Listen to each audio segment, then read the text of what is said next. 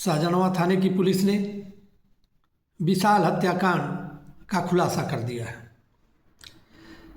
जोगिया कला निवासी विशाल की हत्या 24 दिसंबर को कर दी गई थी।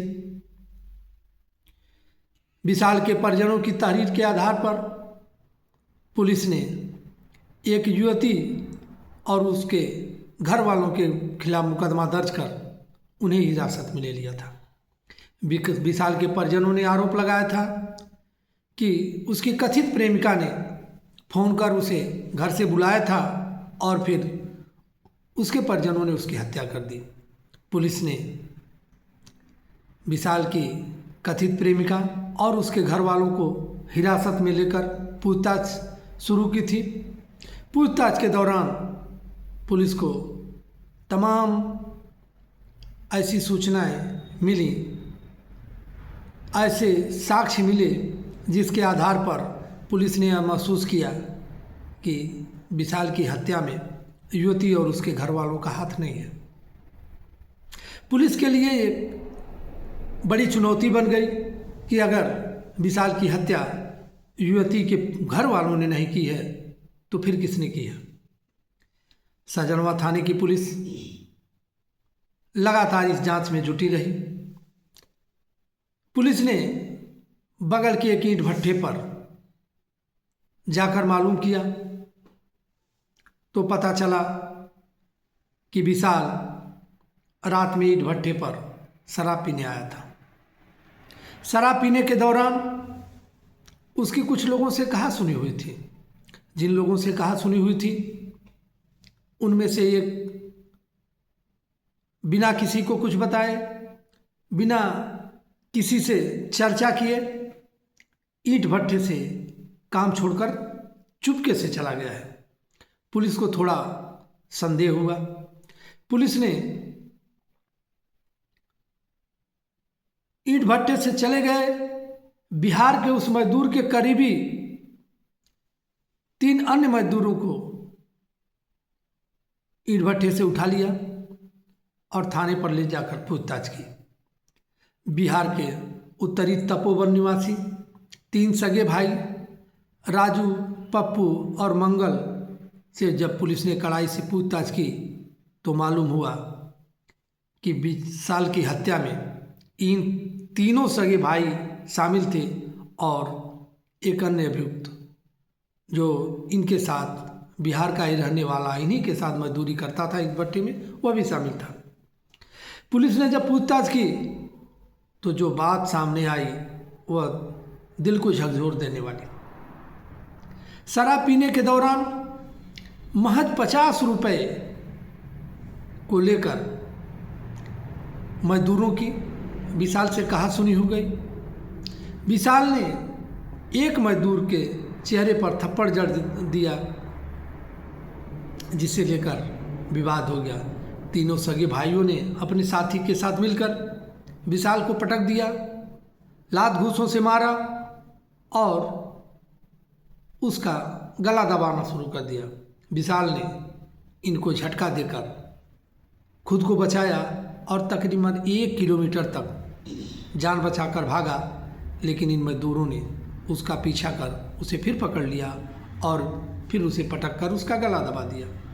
इतना नहीं, उसका चेहरा इन सबों ने कीचड़ में डुबो दिया जिससे उसकी मौत हो गई। विशाल की हत्या के बाद तीनों उसका शव वहीं छोड़कर फरार हो गए। पुलिस ने इस सनसनीखेज हत्याकांड का खुलासा करने के बाद पिछले 3 दिनों से थाने पर बैठाई गई युवती और उसके घर वालों को छोड़ दिया। युवती और उसके घर वाले निर्दोष थे। पुलिस की जांच में इसकी पुष्टि हो गई है और मुख्य अभियुक्त के साथ साथ उनके सहयोगी तीनों अभियुक्तों को पुलिस ने गिरफ्तार कर लिया है। विशाल हत्याकांड और इसके खुलासे ने एक बात तय कर दिया कि 10 दोषी भले ही बच जाए, एक निर्दोष जेल न जाने पाए, इस लोकोक्ति को, इस मसल को जब भी जिन किन्हीं लोगों ने कहा होगा, शुरू किया होगा, निश्चित तौर पर उनकी सोच, उनकी समझ दूर तक की थी।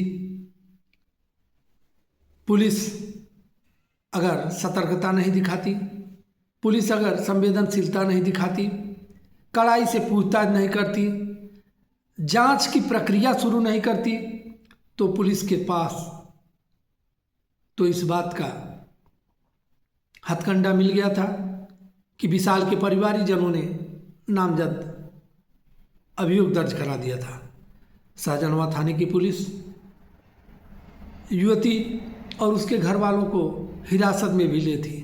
पुलिस चाहती तो तीनों को गिरफ्तार कर जेल भेज देती। नामजद अभियुक्त थे, कहीं से कोई सवाल उठता या नहीं उठता यह बात की बात थी, लेकिन विशाल के परिजनों की कही हुई बात पर हर कोई विश्वास करता और निर्दोष युवती और उसके घर वाले जेल के सलाखों के पीछे होते। लेकिन शाहजहानाबाद थाने की पुलिस धन्यवाद की पात्र है, बधाई की पात्र है।